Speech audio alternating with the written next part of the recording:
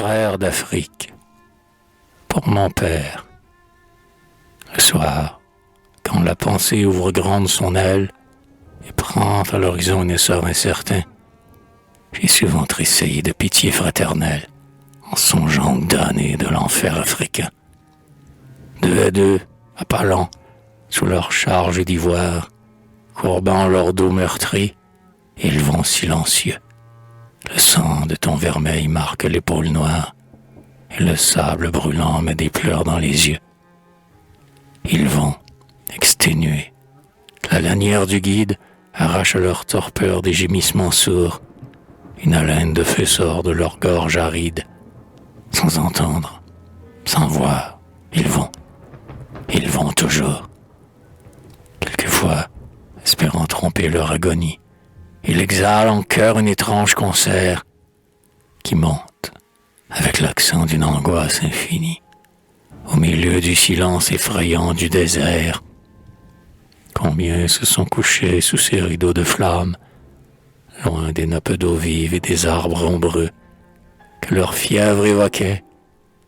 Ce sont pourtant des âmes. Le Dieu du calvaire est mort aussi pour eux. S'ils pouvaient à loisir, par les nuits étoilées, s'enivrer du parfum des bosquets rajeunis, si l'aube les berçait parfois dans les vallées, au frais gazouillement des sources et des nids, ils ne seraient pas moins savants que nous ne sommes. L'amour leur parlerait un langage aussi doux, et nous serions surpris de voir en eux des hommes plus sincèrement bons que la plupart de nous. Mais jusqu'à l'heure où ceux qui se disent leurs frères et qui vivent loin d'eux voudront se souvenir, ils vont par les chemins où sont passés nos pères et pensent que leur tour est bien lent à venir. Oh, les fiers chevaliers des croisades antiques qui, sur l'appel d'un moine au frémissant discours, quittaient le fauve abri de leur donjon gothique et la terre où gaiement fleurissaient leurs amours. Partaient pour l'inconnu, comme on part dans un rêve, chevauchant devant eux, tout droit vers le soleil, s'endormaient au hasard, dans les bois, sur la grève, sûrs d'entendre partout sonner à leur réveil l'allègre carillon de leur âme héroïque, s'en allait à la garde de Dieu, sous la clarté du ciel auguste et pacifique, toujours plus grand, toujours plus pur, toujours plus bleu.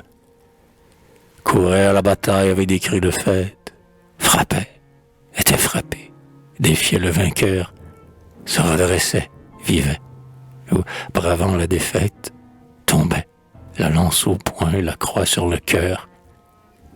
Quel apôtre nouveau, pour les luttes prochaines, réveillera ses preux aux éclats de sa voix, ou que n'ont-ils du moins fait jaillir dans nos veines quelques gouttes du sang généreux d'autrefois. Déposant ce fardeau de haine imbécile qu'attise l'ignorance et la cupidité, faisant trêve éternelle à ces guerres civiles dont nos mères diraient ce qu'elles ont coûté. Nous nous en irions tous au pays des ancêtres, puis à ceux de là-bas nous parlerions ainsi. Vos cris désespérés, en dépit de vos maîtres, ont retenti vers nous. Ô frères, nous voici.